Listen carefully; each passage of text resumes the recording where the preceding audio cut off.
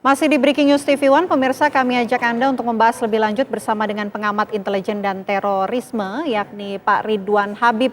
Assalamualaikum, selamat siang Pak Ridwan. Waalaikumsalam, Vena. Selamat siang. Pak, mengenai aksi penembakan siang hari ini, sebagai pengamat intelijen dan terorisme melihatnya aksi ini terencana atau seperti apa Pak? Sebelum ke sana, saya kira ini yang lebih mendesak adalah mengumumkan kepada umat, kepada masyarakat umat Islam, terprovokasi dengan tindakan tadi siang ya. Karena ini saya sambil lihat live-nya TV One ya. Oke. Saya lihat di TV One di YouTube. Ini komentar-komentar dari akun-akun di YouTube ini sudah serem sekali nih. Misalnya nih, awas kita harus rapatkan barisan, jangan sampai diadu domba. Kemudian ada akun Dunia Kucing. Kenapa pelaku pakai baju kotak-kotak khas pendukung ANU? Kemudian bajunya kok kotak-kotak. Kenapa terjadi setelah warga Muhammadiyah diancam BRIN dan seterusnya. Ini membuktikan bahwa masyarakat ini kemudian berspekulasi secara liar. Ini yang harus segera dihentikan. Saya kira Mabes Polri, dalam hal ini Bapak Kapolri, bisa bersama dengan para ketua umum Ormas Islam, misalnya dengan ketua umum PBNU, ketua umum Muhammadiyah, ketua umum MUI, menenteramkan umat, menenteramkan masyarakat, supaya kemudian tidak ada spekulasi-spekulasi liar. Termasuk tadi soal baju pelaku, soal intelijen hitam, dan seterusnya. Nah, salah satu caranya adalah segera umumkan identitasnya. Siapa dia, KTP-nya orang mana, apakah dia punya kelompok atau tidak, punya jejaring, dia bermain secara individual atau mempunyai kelompok-kelompok lain. Ini bisa didalami dengan melakukan forensik terhadap handphone yang bersangkutan. Apakah dia punya kelompok WhatsApp tertentu, telepon dari seseorang, dan seterusnya. Juga bisa didalami dari sisi senjata. Dia menggunakan airsoft gun atau air gun. Menggunakan gotri berapa milimeternya, apakah BB-nya apakah dengan tembaga atau gotri, kemudian dikeluarkan oleh toko mana, ataukah dia mempunyai misalnya buku kepemilikan airsoft gun dari klub penembak tertentu. Nah, ini kan bisa harus didalami.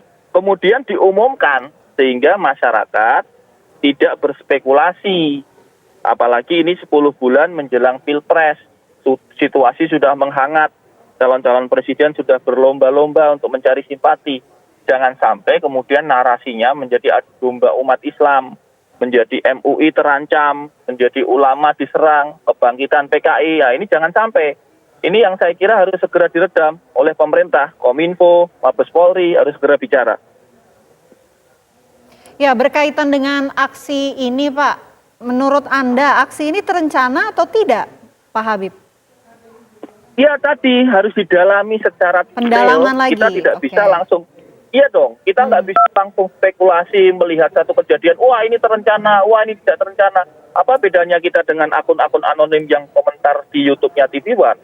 Kita harus lihat secara faktual, lihat datanya, lihat buktinya, lihat jejaringnya, lihat apakah dia punya jejaring atau tidak.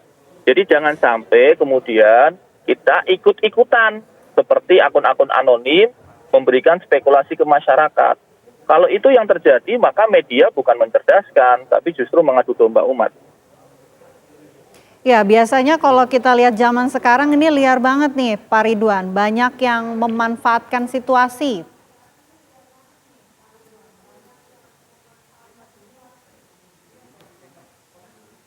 Pak Ridwan? Pak Ridwan?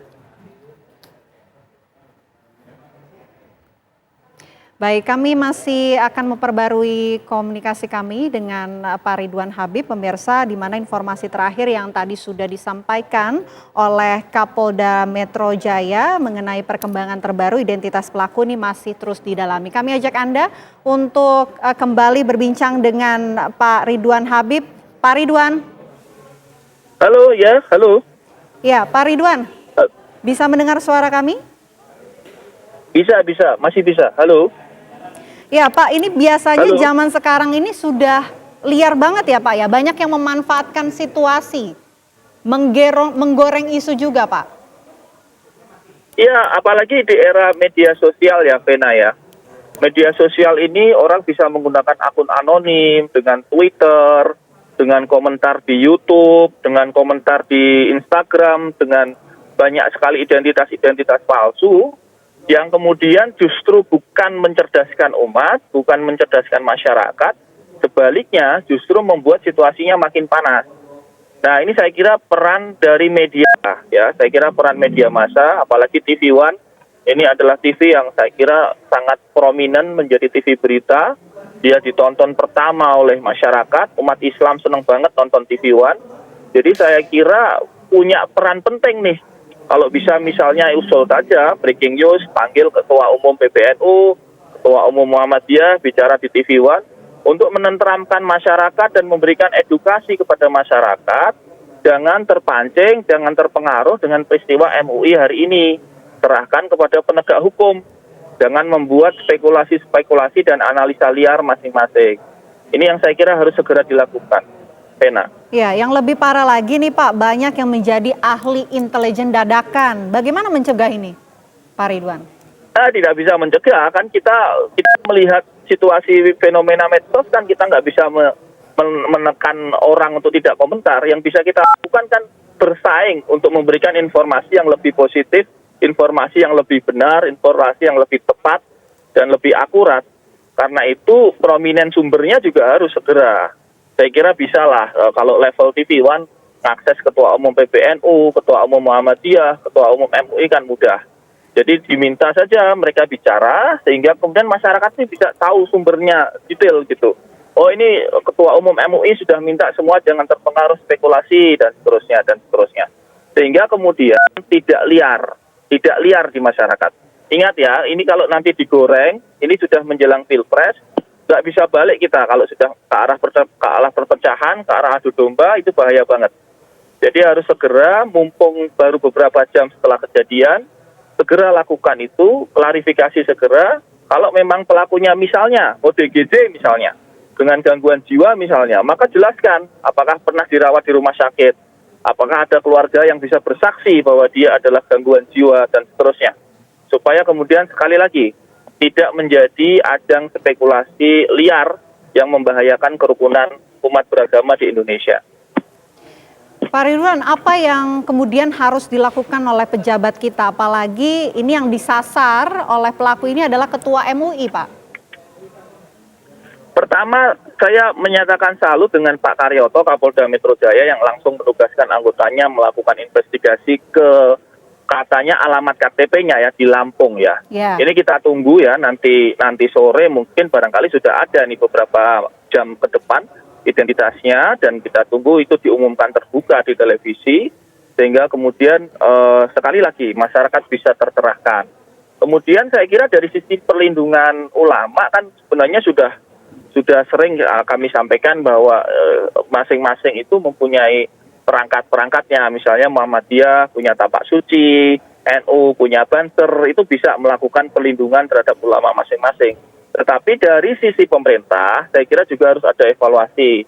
Misalnya apakah perlu dilakukan semacam rotasi jaga di kantor-kantor, misalnya Muhammadiyah, NU, MUI, untuk menimbulkan semacam ketenangan lah ya, ketenangan di mereka, di ormas-ormas ini. Dan sekali lagi, kalau ini dilakukan tepat, kita akan bisa melawan hoax yang beredar di masyarakat. Oke, baik, terima kasih Pak Ridwan Habib, pengamat intelijen dan terorisme. Terima kasih atas waktunya di Breaking News TV One siang hari ini.